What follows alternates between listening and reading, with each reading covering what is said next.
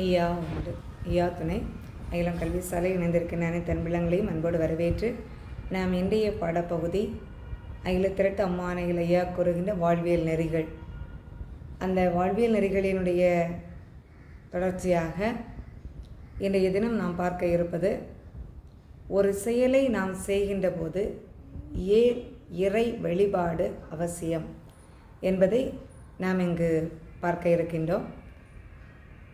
நாம் எந்த ஒரு செயலை செய்ய துவங்கினாலும் முதன்மையாக இறைவனை பணிந்து இறைவனுடைய அருளை வேண்டி அதன் பிற்பாடு அந்த செயலை நாம் துவங்குகின்றோம். ஏன் இந்த செயலை நாம் செய்ய வேண்டும்?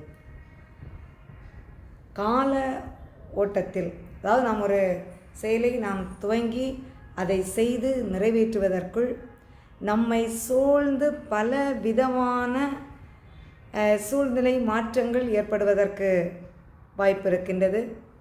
அப்படி இருக்கின்ற போது நாம் துவங்குகின்ற செயலானது சூழ்நிலை மாற்றத்தாலோ இல்லை வேறு வினைகளாலோ எந்தவித தடங்களும் இடைஞ்சல்களும் வராமல் அதை செவ்வனே செய்து நிறைவேற்ற வேண்டும். அதற்கு கண்டிப்பாக இறைவனுடைய அருள் வேண்டும். இறை அருள் இல்லை என்றால் அது பெரிய வெற்றியை நாம் பெற முடியாது. ஆகவே சான்றோர் மக்கள் இதை உணர்ந்து கொள்ள வேண்டும். நேசர்கள் நான் என்று சொல்லுவார்கள், ஆனால் சான்றோர் மக்கள் நம்மை வழிநடத்துவது, நம்மை செயல்படுத்தி கொண்டிருப்பது, நம்மை இயக்கி இருப்பது, நமக்குள் இருந்து ஒவ்வொரு செயலையும் செய்ய தூண்டி கொண்டிருப்பது இறைவன் என்பதை உணர்ந்து அந்த இறைவனை பணிந்து செயலை துவங்க வேண்டும். இது இங்கே நமக்கு அகிலத்திரட்டில் உதாரணமாக ஐயா அரிகோபால சீடரை எடுத்து காட்டியிருப்பார்கள். அகிலத்திரட்டு என்ற ஆகமம் இறைவன் அருளால் இறைவன் அருளுகின்றார்.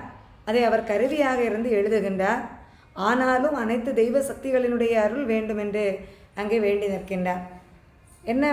எந்த தெய்வ சக்திகளுடைய அருள் வேண்டும் என்று கேட்கின்றார் என்றால், அதாவது ஈசன் அருள் புரிய வேண்டும், இறையோன் அருள் புரிய வேண்டும், மாது அருள் புரிய வேண்டும், மாயன் அருள் புரிய வேண்டும், பூமாது நாமாது புவிமாது போர் மாது அங்கே சரஸ்வதி மாது எல்லோருடைய அருளும் வேண்டும்.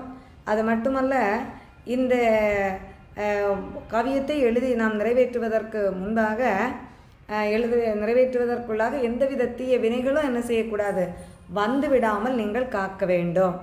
பாறையில் மறந்த பரமேஸ்வரி தாயே 10 சரசுடைய பாவிதரை ஜெயிக்க வாய்த்த தசரதருக்கு அங்கே ஜடமெடுத்தது போல இங்கே ஐயா 7 யுக கணக்குகளை நடுதீர்த்து நல்லாட்சி புரிவதற்காக அவதாரம் எடுத்திருக்கின்றார். அந்த செய்தியை நான் எழுதப் போகின்றேன், எனக்கு உங்களுடைய அருள் வேண்டும் என்று வேண்டுகின்றார். இப்போ அனைத்து தெய்வ சக்திகளையும் வேண்டுவதனுடைய தாற்பயம் என்ன? நாம் இந்து தர்மத்தின்படி நமக்கு இறை சக்தி என்பது இந்த அண்ட சராசரங்களை இயக்கி கொண்டிருக்கக்கூடிய ஒரு சக்தியாக நாம் கருதுகின்றோம். அதன்படி ஒவ்வொரு செயலும் ஒவ்வொரு சக்திகள் இயக்கி கொண்டிருப்பதாக நம்முடைய தர்மம் நமக்கு போதிக்கின்றது. இதை செய், இதை செய்யாதே என்பது தான் நம்முடைய இந்து சனாதன தர்மம் நமக்கு சொல்லித் தருகின்றது. அதன்படி ஒவ்வொரு செயலை செய்வதற்கும் அதை வெற்றிகரமாக நிறைவேற்றுவதற்கும் ஒவ்வொரு தெய்வ சக்திக்கு அதனுடைய நிலையிலிருந்து அருள் இருக்கின்றது. ஆகவே இந்த கால கிரகங்களையும் இந்த செயல்பாடுகளையும் ஞானத்தையும் வெற்றியையும் வீரத்தையும் மனதில் தைரியத்தையும் உறுதியையும் அளிப்பதற்கு அங்கே ஒவ்வொரு தெய்வமும் அருள்வாளித்து கொண்டிருக்கின்றது. அந்த தெய்வ சக்திகளை இங்கே ஒன்றாக எவரும் அங்கே அவர் வேண்டி நிற்கின்றார். அதுபோல நாமும் அனைத்துமாக இருக்கின்ற வைகுண்ட பரம்பொருளை வேண்டி ஒரு செயலை செய்ய வேண்டும். அப்படி செய்கின்ற போது வேறு தனித்தனியாக ஒவ்வொரு தெய்வங்களுக்கும் நாம் எந்தவித செயல்பாடுகளையோ வணக்கங்களையோ தெரிவிக்கப்பட வேண்டிய அவசியமில்லை.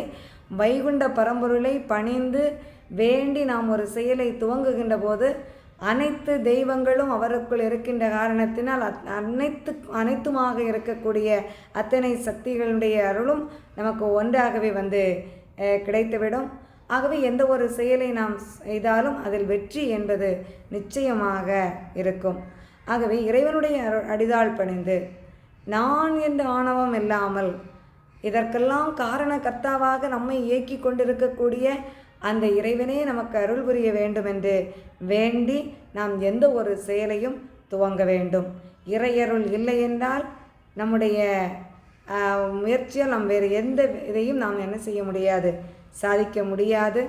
ஆகவே இறையருளை வேண்டி அதன் பிறகு நாம் நம்முடைய வேலைகளை துவங்க வேண்டும். எந்த ஒரு செயலையும் நாம் முன்னெடுக்க வேண்டும் என்பதை நாம் வாழ்வியலாக உணர்ந்து கொள்ள வேண்டும். ஐயா உண்டு.